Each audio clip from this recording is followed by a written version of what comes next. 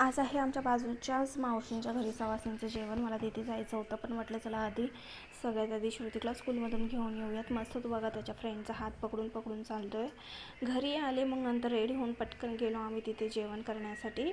मस्त मावशीने ताट वगैरे वाढलं होतं, जेवण वगैरे पोटभर केलं. आम्ही घरी आले, म्हटलं चला मला खूप दिवसांपासून पंखा साफ करायचा होता. या घरात आल्यापासून पंखा साफ केला नव्हता.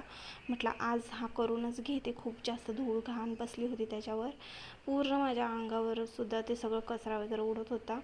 पटकन मी पटापट ते मस्त साफ करून घेतला पंखा, खूप स्वच्छ क्लीन केला. आणि मग नंतर पटकन आंघोळ वगैरे केली, फ्रेश झाले. आणि मग मी आज जेवणामध्ये बनवायचं ठरवलं होतं पावभाजी. मस्तपैकी आहे ना पावभाजी वगैरे बनवली पटापट, आणि मस्त पटकन वाढून लगेचच जेवण करायला बसले. जेवलो. तर असा होता माझा आजचा मिनी ब्लॉग. तुम्हाला आवडला असेल तर माझ्या चॅनलला सबस्क्राईब करा.